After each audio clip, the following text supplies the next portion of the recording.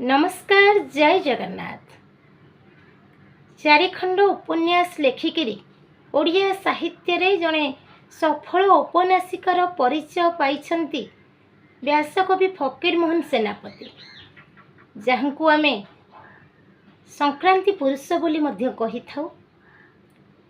व्यासकवि फकीरमोहन सेनापतिंकर चारिखंड उपन्यास हेउछि छ माण आठ गुंठ, मामू, लक्ष्मा एवं प्रायश्चित। छ माण आठ गुंठ एक सफल उपन्यास बोली अनेक समालोचक मत प्रदान करिसेंती। जदिओ व्यासकवि अन्य कोनोसी सृष्टि संभार रचना न करिथान्ते ताहले भी से जने सफल उपन्यासिकर परिचय पाइथान्ते केवल आ केवल छ माण आठ गुंठ उपन्यास पाए। 1897 मसीह 1899 मसीहा जाए से धूर्जटी छद्म नाम उत्कल साहित्य पत्रिका धारावाहिक भाव में छ माण आठ गुंठ उपन्यास को प्रकाश करुथिले। छ माण आठ गुंठ उपन्यास छ माण आठ गुंठ जमी को लेकिरी से लिखिछंती। से उपन्यासर नायक नायिका हेउछंती भगिया आउ सारिया तंती दंपति। तांकर जमी को साहुकार बा जमीदार रामचंद्र मंगराज हड़प करिछि। तांको नेत गाई को मध्य हड़प करिछि एवं सेमानकर जो विश्वास आ भरोसा को भांगी देइछि।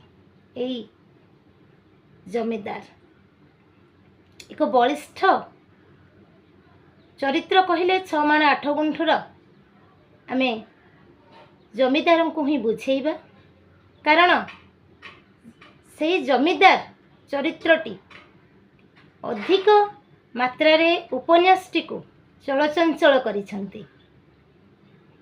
जदि आमे नायक नायिका चरित्र को आमे आसीबा, सेमानकर विश्वास भरोसा माँ मंगला बुढ़ी मंगला बोली जहाँ को कहा जाइछि, से माने निजर एक संतान पाई विश्वास आ भरोसार सहित से मंगला को पूजा करिसेंती एवं परवर्ती समय रे जमीदार चक्रांतरे तांकर से जमी तांका हाथरू चली जाइछि।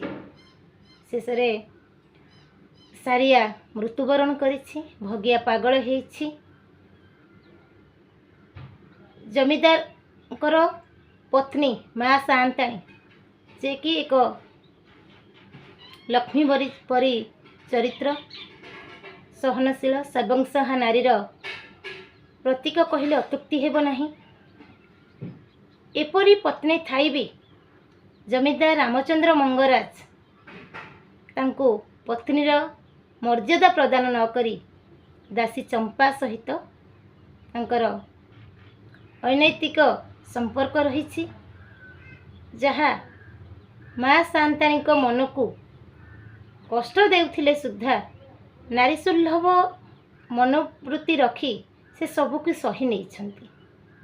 छ माण आठ गुंठ उपन्यास को सार्थक उपन्यास कहले अत्युक्ति हेब नाही। ये उपन्यास से माटी बा छ माण आठ गुंठ को लेकिरी जमी को लेकिरी आगे चली। पर संपत्ति हरण करवा से समय जमीदार मानकर एक बलिष्ठ कार्य कहले अत्युक्ति हेब नाही। तेणु जमीदार माने अन्य मानक शोषण करुथिले, अन्य मानक असहायता को साहाज्यर ना नेइकरी जेमिति से मानक सर्वस्वंत करुथिले। उदाहरण सारिया आउ भगिया। शेषरे सर्वस्वंत हो गला परे सारिया मृत्युवरण करिछि एवं भगिया जमीदार को प्रतिशोध परायण होई जमीदार प्रति छ माँ आ गुंठ कहिकिरी प्राण त्याग करिछि। ए उपन्यासटी माटी मनस्तत्व को उपन्यास कहले मध्य अत्युक्ति हेब नाही। तेणु विश्वास और भरोसा को किपरि से समय जमीदार माने भांगी दौथिले टुकुरा टुकुरा करी से मानकर आत्मस्वार्थ रे बलिष्ठ करुथिले। यार उदाहरण आमे जमीदार रामचंद्र मंगराजଙ୍କ चरित्र माध्यम रे निश्चय उपलब्धि करिबा। जय जगन्नाथ।